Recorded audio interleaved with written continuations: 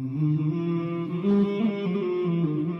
الله الرحمن الرحيم الحمد لله رب العالمين والصلاة والسلام على رسوله النبي الكريم محمد وعلى آله وصحبه أجمعين ومن تبعهم بإحسان ودعا بدعوتهم إلى يوم الدين أما بعد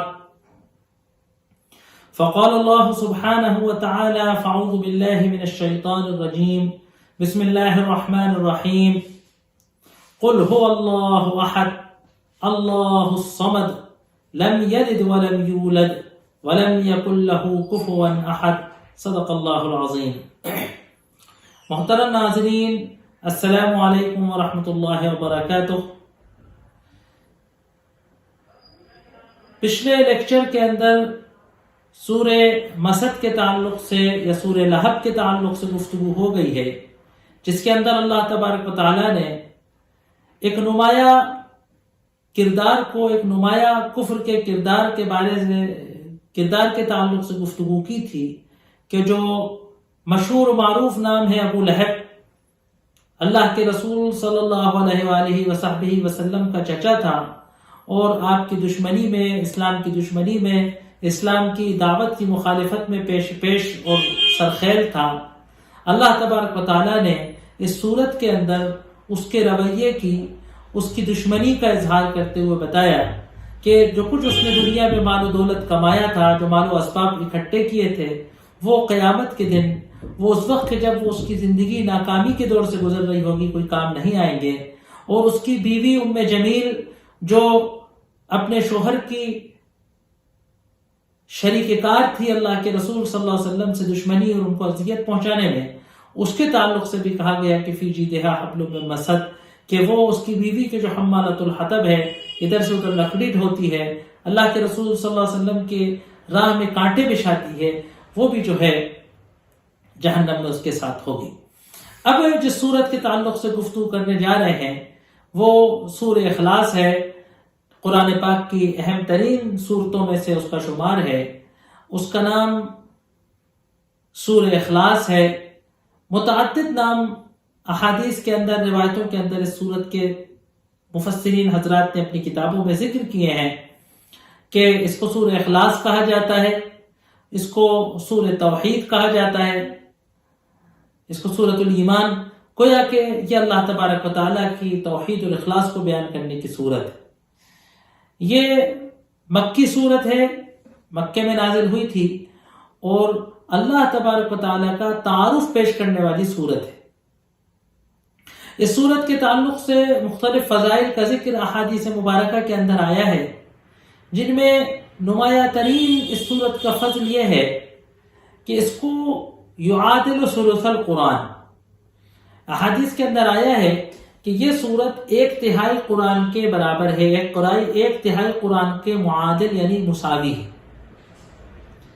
بہت ساری روایتوں کے اندر ایسا ملتا ہے کہ اللہ کے رسول صلی اللہ علیہ وصحبہ وسلم نے کہا کہ کیا تم اتنا بھی نہیں کر سکتے کہ ایک رات میں ثلث القرآن پڑھ لو؟ تو تعجب ہوا، صحابہ کرام رضوان اللہ علیہم اجمعین کو یہ شاق گزرا کہ اللہ کے رسول یہ تو بڑا بھاری ہے ہمارے لیے کہ ہم ایک رات میں ثلث القرآن پڑھیں۔ بعض روایتوں میں آتا ہے کہ کیا تم ایک روز کے اندر، دن بھر کے اندر کیا ثلث القرآن نہیں پڑھ سکتے؟ صحابہ کو بات بھاری لگی، مشقت آمیز لگی کہ اللہ کے رسول کون ہم میں سے اس بات کی ہمت کر سکتا ہے کہ ہر دن ثلث القرآن پڑھے؟ تو آپ نے کہا کہ کیا تم قل هو اللہ احد اللہ الصمد لم یلد ولم یولد ولم یکن لہ کفوا احد کیا نہیں پڑھ سکتے؟ یعادل ثلث القرآن، یہ ثلث قرآن کے مساوی ہے۔ ایک روایت میں آتا ہے کہ اللہ کے رسول صلی اللہ علیہ وسلم نے لوگوں کو جمع کیا اور کہا کہ احشدو، میرے لیے جمع ہو، میں آج رات تم پر ثلث قرآن تلاوت کروں گا۔ بہت سارا مجمع جمع ہو گیا، آپ صلی اللہ علیہ وسلم اپنے گھر سے باہر تشریف فرما ہوئے، اور آپ نے کہا کہ بسم اللہ الرحمن الرحیم، قل هو اللہ احد اللہ الصمد لم یلد ولم یولد ولم یکن لہ کفوا احد، یہ سورہ مبارکہ تلاوت کی۔ پھر آپ اپنے گھر میں چلے گئے تو صحابہ نے کہا کہ شاید کوئی وحی نازل ہو گئی ہے، حضرت جبریل علیہ السلام شاید تشریف لے آئے ہیں۔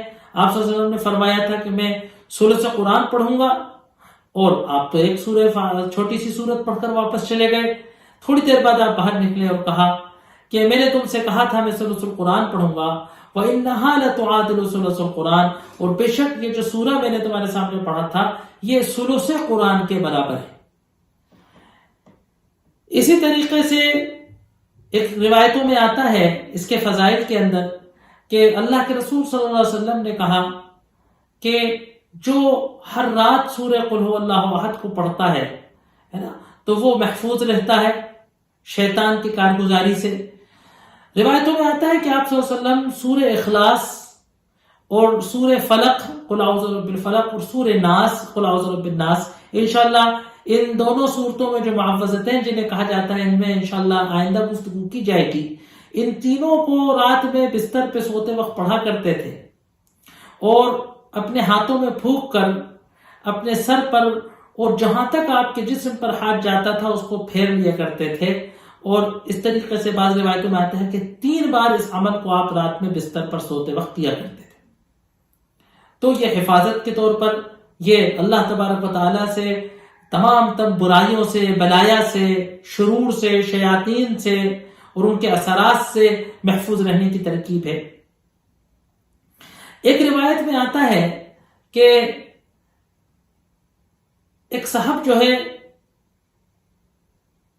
امام تھے اپنے محلے کے اندر، اپنی مسجد میں امام تھے۔ بعض روایتوں میں آتا ہے کہ ایک جو ہے وہ کسی مہم پر بھیجے گئے تھے، تو وہ کیا کرتے کہ جب بھی نماز پڑھتے سورہ قل هو اللہ احد پڑھتے، کوئی دوسری سورت اس کے ساتھ ملا لیتے تب بھی قل هو اللہ احد پڑھتے۔ تو ان کے ساتھیوں نے ان سے کہا کہ بھئی آپ یہ ایسا کیوں کرتے ہیں، یا تو آپ کوئی سورہ پڑھا کیجئے یا قل هو اللہ احد پڑھا کیجئے۔ انہوں نے کہا کہ بھئی دیکھو، اگر تم مجھ سے امامت کرانا چاہتے ہو، مسجد قباء کی بات ہے، اگر تم مجھ سے امامت کرانا چاہتے ہو تو میں تو قل هو اللہ احد ہی پڑھوں گا، ورنہ تم کسی اور سے امامت کرا لو، مجھے کوئی اصرار نہیں ہے۔ لیکن ان حضرات کا یہ خیال تھا کہ وہ ہم میں سب سے افضل اور سب سے بزرگوار ہیں، تو انہوں نے پسند نہیں کیا کہ ان کی موجودگی میں کسی اور سے امامت کرائیں۔ جب اللہ کے رسول صلی اللہ علیہ وسلم وہاں تشریف لائے کسی موقع پر تو لوگوں نے ان سے یہ بات بیان کی، تو آپ نے ان سے کہا کہ بھائی آپ کو کیا اعتراض ہے کہ آپ وہ نہ کریں جو آپ کے ساتھی چاہتے ہیں، کہ آپ کوئی اور صورت بھی پڑھیں۔ کہا کہ اللہ کے رسول صلی اللہ علیہ وسلم انی لاحبھا، میں اس صورت سے محبت کرتا ہوں، اس میں میرے خدا کا انٹروڈکشن ہے، میں اس سے محبت کرتا ہوں۔ آپ صلی اللہ علیہ وسلم نے فرمایا ان حبک ایہا یدخلک الجنہ، اس صورت سے تمہاری محبت ہی تم کو جنت میں لے جائے گی۔ تو مختلف اس صورت کے فضائل ہیں۔ دیگر روایات میں آتا ہے کہ اللہ کے رسول صلی اللہ علیہ وآلہ وصحبہ وسلم فجر کی سنتوں کے اندر، جیسے ہم نے سورہ کافرون کے تعلق سے بیان کرتے وقت بھی بات بتائی تھی آپ کو، کہ فجر کی سنتوں کے اندر آپ قل یا ایھا الکافرون اور قل هو اللہ احد پڑھا کرتے تھے۔ اسی طریقے سے روایتوں میں آتا ہے کہ آپ مغرب کی سنتوں میں بھی آپ اس کا اہتمام فرماتے تھے۔ اسی طریقے سے روایتوں میں آتا ہے کہ وتر کی دوسری اور تیسری رکعت کے اندر کثرت سے آپ سے روایتیں ملتی ہیں کہ آپ نے وتر کی دوسری رکعت کے اندر سورہ کافرون اور وتر کی تیسری رکعت کے اندر قل هو اللہ احد کو آپ پڑھا کرتے تھے۔ اسی طریقے سے بعض روایتوں میں ملتا ہے کہ صلاۃ السفر، کہ سفر کے اندر جو 2 رکعتیں پڑھی جاتی ہیں، اونٹ چل رہا ہے، تیزی سے نماز پڑھنی ہے، تو اس میں بھی ایک روایات میں اشارہ ملتا ہے کہ آپ صلی اللہ علیہ وسلم جب تیزی کے اندر، جب سفر کے اندر آپ نماز پڑھنا ہوتی تھی تو آپ قل یا ایھا الکافرون قل هو اللہ احد پڑھ کر تیزی سے نماز پڑھ لیتے۔ پتہ چلا کہ ان دونوں صورتوں کی کوئی مناسبت ہے، ان دونوں صورتوں کی کوئی جوڑی ہے کہ جس کو اللہ تبارک و تعالیٰ نے، کہ اللہ کے رسول صلی اللہ علیہ وسلم نے اس حکمت کو دیکھتے ہوئے، اس موضوع کی ہم آہنگی کو دیکھتے ہوئے بہت سارے مواقع پر نفل نماز کے اندر، خاص طور سے ان نمازوں کے اندر کہ جن کے اندر اوقات بدل رہے تھے، ہے نا، ایک میسج کے وقت پر آپ صلی اللہ علیہ وسلم نے ان دونوں صورتوں کو پڑھا ہے۔ قل یا ایھا الکافرون شرک سے تبرہ کرتی ہے اور یہ بتاتی ہے کہ ہم اللہ کے علاوہ ہم اس کی عبادت نہیں کرتے ہیں کہ جس کی عبادت مشرک کرتے ہیں، اور مشرک اس کی عبادت نہیں کرتے ہیں کہ جس کی عبادت ہم کرتے ہیں۔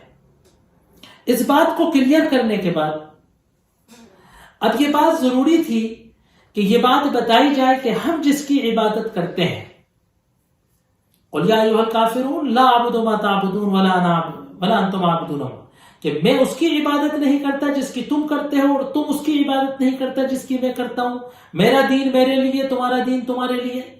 اب ضروری یہ تھا کہ اب یہ بتایا جائے کہ میں جس خدا کی عبادت کرتا ہوں وہ کون ہے، اور اس کی بنیادی صفات کیا ہیں، اس کی شناخت کیا ہے، اس کو پہچاننے کا طریقہ کیا ہے۔ تو چنانچہ سورہ قل هو اللہ احد جو سورہ اخلاص ہے وہ جو ہے یہ بتاتی ہے کہ اللہ تبارک و تعالیٰ کون ہے۔ ایک طریقے سے میں اگر یوں کہوں کہ سورہ اخلاص کی اس قدر اہمیت کیوں ہے کہ ثلث القرآن کہا گیا اس کو۔ مفسرین نے فرمایا کہ قرآن کے موضوعات 3 عنوان پر موضوع ہے، ایک توحید ہے، ایک حلال و حرام ہے، اور ایک جو ہے اعمال کی تفصیل ہے۔ تو جو توحید کا موضوع ہے وہ پورا کا پورا اس صورت کے اندر خلاصہ ہے نا، کہ پورے قرآن کے ثلث مضمون کا کمپریس کر کے جو کی ہے، کی ورڈ ہوتا ہے کہ کمپریس فائل ہوتی ہے، کہ پورے جو قرآن میں مضمون توحید کا اور مضمون اخلاص کا جو خلاصہ ہے وہ ان 4 آیتوں کے اندر اللہ تبارک و تعالیٰ نے سمو دیا ہے۔ جتنا مختصر ہوتا ہے اتنا یاد رکھنا، اتنا گرہ سے باندھ کر رکھ لینا، اتنا بات ہمیشہ منصب عین رکھنا آسان ہو۔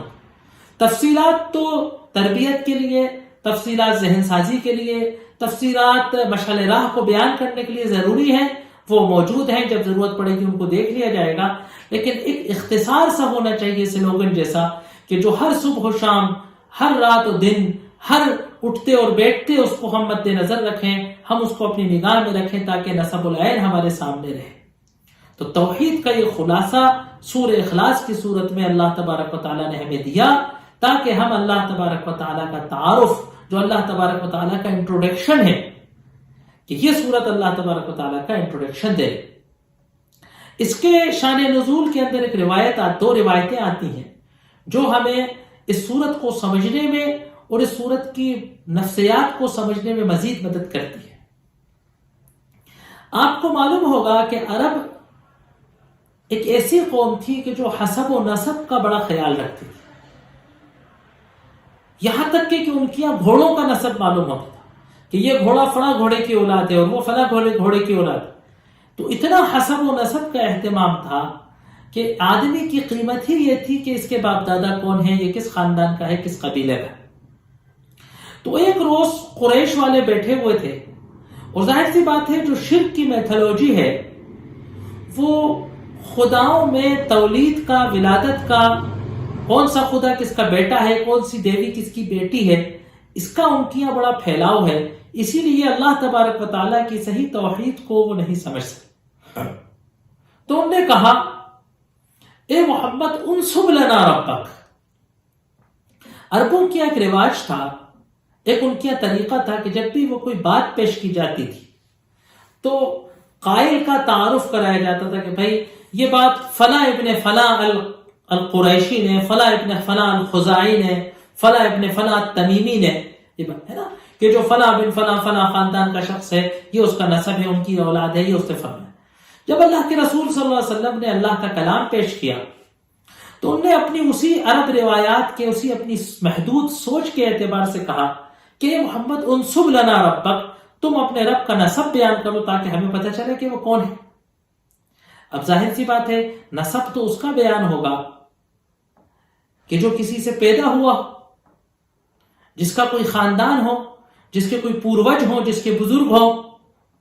اللہ تبارک و تعالیٰ تو یکتا ہے، تنہا ہے، نہ کسی سے پیدا ہوا ہے، نہ اس سے کوئی پیدا ہوا ہے، نہ اس کا کوئی خاندان ہے، نہ اس کا کوئی قبیلہ ہے نا۔ اس کی ذات تو الگ ایک یکتا ذات ہے، اس کی ذات و صفات کو پہچاننا بہت ضروری ہے۔ لہذا کر اللہ تبارک و تعالیٰ نے جواب میں صورت نازل کری کہ وہ نہ کسی سے پیدا ہوا ہے، نہ اس سے کوئی پیدا ہوا ہے، نہ وہ کسی کی نسل سے ہے، نہ اس سے کسی کی نسل چلتی ہے۔ اسی طریقے سے روایتوں میں آتا ہے کہ یہود نے اللہ کے رسول صلی اللہ علیہ وسلم سے فرمایا اے محمد صف لنا ربک، اے محمد ہمیں اپنے رب کی صفت بیان کیجئے. امن حدید ام من نحاس، کیا وہ لوہے کا ہے کہ تانبے کا ہے نا، کہ وہ کیسا ہے نا. پھر یہ کہ من این ورث الکائنات، یہ وہ کائنات اس کو کس سے وراثت میں ملی ہے. ومن یرثہ، اس سے وراثت میں اس کائنات کو کون لے گا.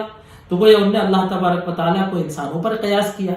بہرحال اس طریقے کے جو مشکوک تصورات ہیں خدا کے ذریعے ہے نا. آپ ایک بات ذہن میں رکھیے کہ جو پورا شرک ہے، یہ جو شرک کی پوری میتھولوجی ہے، ایک جو پوری شرک کی نفسیات ہے، کہاں سے بنی؟ یہ پورا شرک بنا ہے اللہ تبارک و تعالیٰ کی ذات و صفات کو صحیح طریقے سے نہ سمجھنے میں. اللہ کی ذات اتنی عظیم ہے کہ ہم اس کو قیاس نہیں کر سکتے، ہم اس کا احاطہ نہیں کر سکتے. جب انسان اپنی اس عقل سے، اپنی اس عقلی صلاحیتوں سے اس دنیا کی چیزوں کو مد نظر رکھتے ہوئے اللہ تبارک و تعالیٰ کو پہچاننے کی کوشش کرتا ہے تو وہ اللہ کو پہچاننے میں لغزش کر جاتا ہے اور وہ شرک میں مبتلا ہو جاتا ہے. کہیں نہ کہیں وہ اس کی ذات کی وسعت کو، اس کی صفات کی عظمت کو، اس کی قدرتوں کو، اس کی حکمتوں کو، اس کے وسیع علم کو، اس کی عظیم قدرت کو سمجھنے سے قاصر رہ جاتا ہے. اور وہ اس کی اپنی سوچ کا جو نقص تھا اللہ کی ذات و صفات میں، اس کو اللہ کے ساتھ، اللہ کی مخلوقات میں سے کسی کو شریک کر کر پورا کرنے کی کوشش کرتا ہے. وہ یہ سوچتا ہے کہ کیسے اللہ سب کی سن سکتا ہے، کیسے اللہ سب کو دیکھ سکتا ہے، کیسے اللہ اتنے بڑے بڑے کاموں پر قدرت رکھ سکتا ہے. تو اسے لگتا ہے کہ اللہ تبارک و تعالیٰ کو کسی کی مدد کی ضرورت ہے، اللہ کو اس پورے نظام کائنات کو چلانے کے لیے کسی کی مدد کی ضرورت ہے. اتنے بندوں کی دعاؤں تو سن کر ان دعاؤں کے اندر کس کی قبول کب کریں، کس کی نہ کریں، کسی اپنے نمائندوں کی ضرورت ہے، شفاعت کی ضرورت ہے. ایک چھوٹا سا چیئرمین ہوتا ہے، ایک چھوٹا سا ادارہ ہوتا ہے، اس کو کوئی درخواست جاتی ہے، اس کو کسی ریکمنڈیشن ریفر کرنے کی ضرورت پڑتی ہے. براہ راست جاتی ہے تو واپس کر دیتے ہیں، نہیں بھائی آپ اپنے ہیڈ آف ڈپارٹمنٹ ہیں، اب اپنے ڈین آف فیکلٹی سے اس کو ریکمینڈ کرائیے، ریفر کرائیے، ہم ڈائریکٹ درخواست نہیں جائے گی وی سی کے پاس. تو اس طریقے سے اپنے دنیاوی نظام پر ہم اللہ تبارک و تعالیٰ کی ذات و صفات کو کہیں قیاس کرنے میں الجھ کر رہ جاتے ہیں اور وہ ناقص تصور ہمیں شرک پر مبتلا کرتا ہے. سورہ اخلاص جیسی صورتیں، قرآن کی دیگر آیات اس نقص کے فہم کو دور کر کے اللہ تبارک و تعالیٰ کا جو تصور پیش کرتے ہیں کہ انسان شرک میں مبتلا نہ. تو یہ جو ان کا ناقص تصور تھا اس نے جو ہے سورہ اخلاص کو نازل کرنے پر. اب جیسے کہ ہم نے قل یا ایھا الکافرون کے تعلق سے بتایا تھا کہ جب اللہ کے رسول صلی اللہ علیہ وآلہ وصحبہ وسلم سے پوچھا گیا کہ آپ کا رب کون ہے، کیسا ہے، تو اب اللہ کے رسول صلی اللہ علیہ وسلم کو ہدایت دے دی جاتی اور وہ بتاتے. تو کہا کہ قل، جواب لینے کی ذمہ داری اللہ تبارک و تعالیٰ نے خود کر لی اور الفاظ کا انتخاب خود کیا اور اللہ کے رسول صلی اللہ علیہ وسلم کو صرف پیغام پہنچانے والا بنا دیا گیا کہ قل، کہ اے نبی کریم صلی اللہ علیہ وسلم فرما دیجئے ان سے کہ اللہ احد. دوسری ایک بات اس کے اندر اور ہے کہ اللہ ہر تالیہ قرآن سے کہہ رہا ہے کہ اعتراف کرو اس بات کا، کہو اس بات کو کہ اللہ اے ہے، یہ ہے، یہ ہے، یہ ہے. تو ہمیں یہ کہنے کا حکم دیا جائے. جیسے آپ سے کہا کہ اقرا، پڑھو، تو آپ نے پڑھا. سارے قیامت تک آنے والے ہر تالیہ قرآن کو پڑھنے کا حکم دیا گیا، اقرا، اللہ کے نام سے پڑھو. تو اس لیے قل، کہو، اس بات کا اعلان کرو، اس بات کا ڈنکا بجاؤ، پوری دنیا میں اس بات کا ولولہ مچا دو، اس نعرے کو لگا دو، یہ شور بچا دو کہ اللہ احد، کہ اللہ ایک ہے. تو یہ قل کے اندر جو جیسے قل یا ایھا الکافرون کے اندر بتایا گیا تھا کہ قل جو ہے یہ اللہ تبارک و تعالیٰ کی طرف سے بات بیان کرنے کو ریفر، کہ میں صرف جو ہے منتقل کرنا. اب دیکھیے یہاں 4 آیتیں ہیں مختصر سی، لیکن پورے توحید کے اصول اس کے اندر پنہا ہے. اللہ احد، پہلے بھی ہم نے ذکر کیا تھا کہ جو اللہ ہے یہ لفظ الجلالہ ہے. عربی کے اندر کچھ الفاظ مشتق ہوتے ہیں، جو زیادہ تر الفاظ عربی میں مشتق ہوتے ہیں، اور کچھ الفاظ عربی میں جامد، جیسے ضربہ. تو دربا یضرب دربن، یہ دربن سے بنا ہے، دربا مارنا، یضرب مار رہا ہے نا، داربن مارنے والا، مضروب پٹنے والا، مضربتن مارنے کی چیز ہے نا۔ تو اس طریقے سے عربی میں ایک لفظ سے دوسرا لفظ نکلتا ہے، اشتقاق، اشتق اشتق اشتقاقا نکلتا ہے۔ اور کچھ الفاظ ہیں عربی میں جو جامد ہیں، جو نہ کسی لفظ سے نکلے ہیں نہ ان سے کوئی لفظ نکلتا ہے، وہ بس ایسے کے ایسے ہیں۔ اکثر علماء نحو و صرف کا، لغوی حضرات کا یہ خیال ہے کہ لفظ اللہ جامد ہے، الہ یلہ الہن، لفظ الوہ سے نہیں نکلا ہے، لفظ ولہ سے نہیں نکلا ہے، یہ الہ کا تعارف نہیں۔ بعض حضرات نے کہا کہ لفظ الہ پر الف لام لگا دیں، جیسے ہم کہیں گے ٹیچر تو دا ٹیچر، تو معرفہ بن جاتا ہے، مخصوص الہ سے اللہ، وہ جانا مانا خدا۔ لیکن زیادہ تر راجح قول یہ ہے کہ یہ لفظ جامد ہے، جیسے اللہ تنہا ہے، یکتا ہے، نہ وہ کسی سے نکلا ہے، نہ اس سے کوئی نکلا ہے، نہ اس کا کوئی ثانی ہے، نہ اس کا کوئی مذکر ہے، نہ اس کا کوئی مؤنث ہے۔ اسی طریقے سے لفظ اللہ لفظ جامد ہے، نہ اس لفظ کی واحد آتی ہے، نہ جمع آتی ہے، نہ اس کا مذکر آتا ہے، نہ اس کی مؤنث آتی ہے نا، نہ اس کا واحد آتا ہے، کیونکہ یہ تنہا لفظ ہے، اس تنہا اور یکتا ذات پر یہ تنہا اور یکتا عربی کی زبان دلالت کرتا ہے۔ اللہ احد، دیکھیے لفظ احد کے اندر بڑی بلاغت ہے۔ ہم روانی کے اندر، روا روی کے اندر اکثر اس کا ترجمہ ایک کر دیتے کہ اللہ ایک ہے، ایک خدا ہے، دو نہیں۔ دیکھیے ایک کے لیے عربی کے اندر ایک لفظ موجود ہے پہلے سے، واحد ہے نا، واحد لفظ ایک کے لیے آتا ہے۔ اللہ نے اس لفظ واحد کو نہ استعمال کرتے ہوئے جو گنتی کا لفظ ہے، لفظ احد استعمال کیا ہے، جس کا مطلب یکتا اور تنہا ہے۔ اللہ اپنے وجود میں، اللہ اپنی صفات میں، اللہ اپنی خصوصیات میں، اللہ اپنی قدرت میں، اللہ اپنی حکمتوں میں، اللہ اپنے علم میں، اللہ اپنی دیگر صفات کے اندر، اپنی قدرت کے اندر یکتا ہے، تنہا ہے، اس جیسا کوئی دوسرا نہیں، کوئی نہ اس کے مماثل ہے، نہ اس جیسا ہے، نہ اس میں کا ہے، نہ اس میں کا بڑا ہے، نہ اس میں کا چھوٹا ہے، نہ کچھ اس جیسا ہے۔ اللہ ایک الگ ہی جنس ہے، اللہ خالق ہے، اور جو کچھ اللہ کے سوا ہے وہ مخلوق ہے۔ تنہا، یکتا، منفرد، کوئی اس جیسا ثانی نہیں۔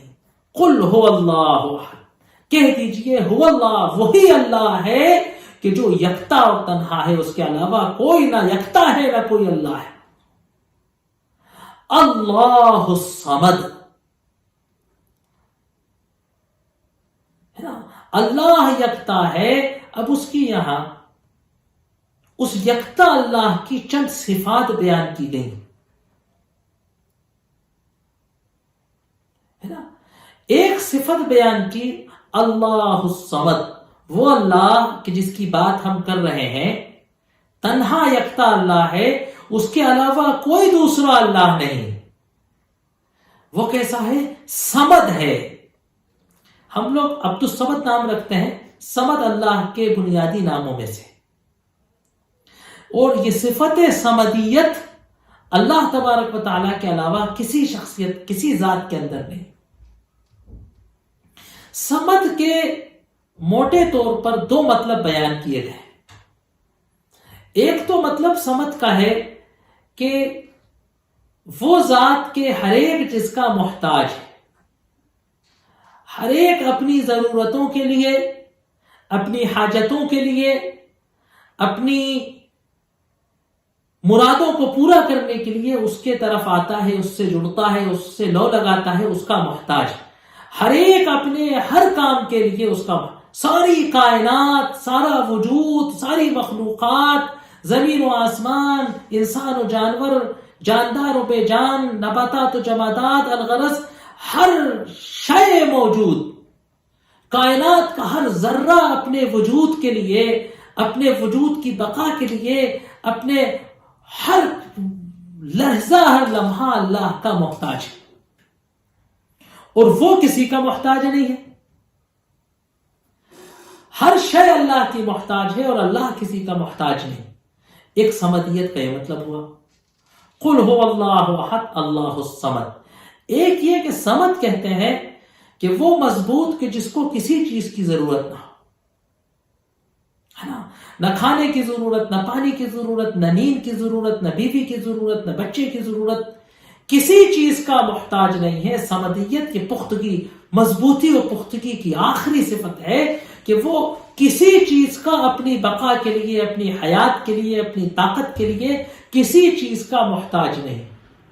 ساری چیزیں اس کی محتاج اور وہ کسی کا محتاج نہیں. کہا لا یطعم و یطعم، وہ سب کو کھلاتا ہے اور اس کو کسی سے کھانا نہیں چاہیے. تو جو نہ کھانے کا محتاج ہو ہے، قرآن نے کہا لا تأخذہ سنۃ ولا نوم، نہ اس کو اونگ آتی نہ نیند آتی. نیند آنا، اونگ آنا، بھوک لگنا، بیوی کی ضرورت ہونا، بچے کی ضرورت ہونا، یہ سب صفات نقص ہے. اللہ تبارک و تعالی تمام صفات نقص سے پاک ہے. تو صمدیت کیا ہے کہ تمام صفات نقص سے پاک ہونا اور صفت کمال سے مزین ہونا، یہ صمد ہے. لم یلد ولم یولد. دوسری صفت کیا بتائی گئی کہ لم یلد ولم یولد، نہ تو وہ کسی سے پیدا ہوا ہے، وہ پیدا نہیں ہوا ہے، کوئی اس کا باپ نہیں ہے، کوئی اس کی ماں نہیں ہے، کوئی ایسی چیز نہیں ہے کہ جس سے وہ پیدا ہو. ولم یلد، نہ اس نے کسی اور کو پیدا کیا ہے. پیدا کا مطلب جننا، نہ وہ کسی سے جنا ہے نہ اس نے کسی کو جنا ہے نا. دیکھیے اردو کا لفظ پیدا جو خلق کے مطلب ہے، تو خالق ہے، اس نے سب کچھ پیدا کیا ہے، لیکن نہ وہ کسی سے جنا گیا ہے، وہ اپنی ذات سے خود موجود ہے. وہ اپنی ذات سے خود موجود ہے، اس کی حیات ذاتی ہے، اس کی قدرت ذاتی ہے، اس کا ادراک ذاتی ہے، اس کا اختیار ذاتی ہے. کسی سے اس نے اخذ نہیں کیا ہے، نہ کسی ہستی نے اس کو یہ عطا کیا ہے. نہ اس نے کسی کو پیدا کیا ہے، جنا ہے، نہ اس سے کوئی بیٹا نکلا ہے. لم یلد ولم یولد. تمام دنیا کے جو شرک کی میتھولوجیز ہیں اس میں خدا کو کہیں نہ کہیں سے پیدا ہوا ہے. بھگوانوں کا ایک سلسلہ ہے، ٹھیک ہے، اس سے پیدا ہوا، وہ اس سے پیدا ہوا، یہ اس کے ہاتھ سے پیدا ہوا، وہ اس کی نگاہ سے پیدا ہوا، وہ اس کے اس سے پیدا ہوا، وہ اس دریا سے پیدا ہوا، وہ اس پہاڑ سے پیدا ہوا. بہرحال اگر آپ شرک کے مطالعہ کریں گے تو آپ کو پتہ چلے گا کہ خداؤں میں یلد اور یولد، خداؤں میں جننا اور جننا، کہ کس سے جنا ہے اور کس کو جنا ہے، یہ بہت ملتا ہے. ساری جینتیاں جو آتی ہیں وہ اسی کے لیے آتی. خدا کی صفت یہ ہے کہ نہ اس نے کسی کو جنا ہے نہ وہ کسی سے جنا ہے. وَلَمْ يَكُنْ لَهُ كُفُوًا أَحَدٌ. تیسری مثال صفت آئی کہ اس کا کوئی کفو، ہم پلہ برابر نہیں، اس کے کوئی برابر نہیں، اس کا کوئی ند نہیں. نہ تو اس کا کوئی مخالف ہم پلہ ہو کہ کوئی دوسرا خدا اس کے مد مقابل کھڑا ہے، نہ یہ کہ اس کی کوئی بیوی ہو، اس کا کوئی رشتہ دار ہو کہ جو اس کے برابر، اس کے لیس کمثلہ شیء، اس جیسی کوئی بھی چیز نہیں.